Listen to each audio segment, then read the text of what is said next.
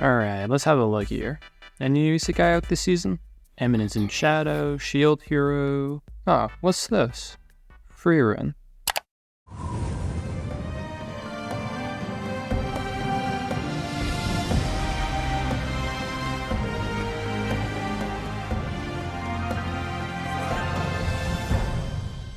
This anime is amazing.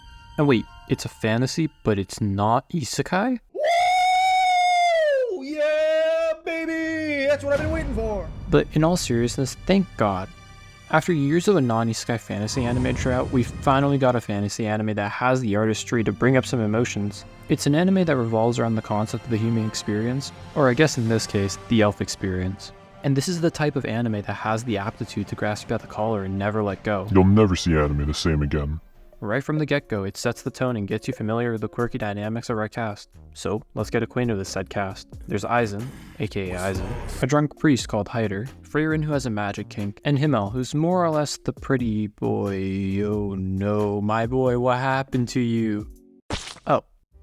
Yeah, so the anime doesn't actually follow their shenanigans in real time. Rather, it revolves around Frieren as she walks through memory lane, reminiscing in the moments taken for granted. Frieren is the type of person to live in the moment and never cherish her memories. Because you see, elves live for a long time. Who would have seen that coming? And because of this long lifespan, a 10-year adventure seems like a little side quest. It's honestly really eye-opening. Frieren, the anime, makes you really reflect. It asks you, how have you spent your time? And did you cherish your experiences? As someone who takes a once-in-a-50 years meteor shower and responds with just, meh, could be better. Frieren clearly begins the story with a clear-cut answer to the question.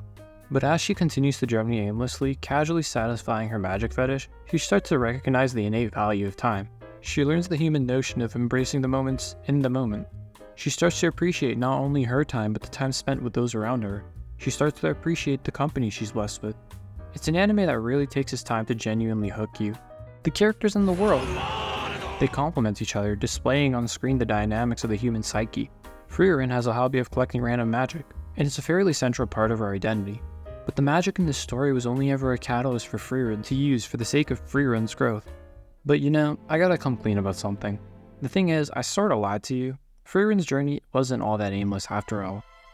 You see, back when she took her whole party of 4 to watch that mystical shower of rocks, something happened. Himmel died. Oh no, did I make you think he was attacked? No. He died peacefully. Blissfully, in fact. He was able to spend those last few moments of his life amongst those he dearly loved. And as the people around his dead corpse all mourned his ascension to the beyond, there was only one person who didn't feel a thing. Or at least, that's what she's convinced herself of. I mean, she only adventured with him for 10 years. Why would she feel anything? But she couldn't deny her heart any longer. Why didn't I try to better know and understand you? This is actually a big goal in her journey. She retraces her past, exploring the world, learning to be compassionate and enjoying her time. And what's so beautiful about the story is it really uses everything at its disposal to move you to agree with the theme. Time is valuable. It's an idea that everyone knows theoretically, but the amount of people that truly understand it are nigh non-existent, like your significant other. No? Just me? Great. Frieren gets you to emotionally connect to these characters, feel what they're feeling, even if it's only through flashbacks. That's why we can spend an entire episode just shopping around without getting bored. Did someone say shopping? Hold my beer.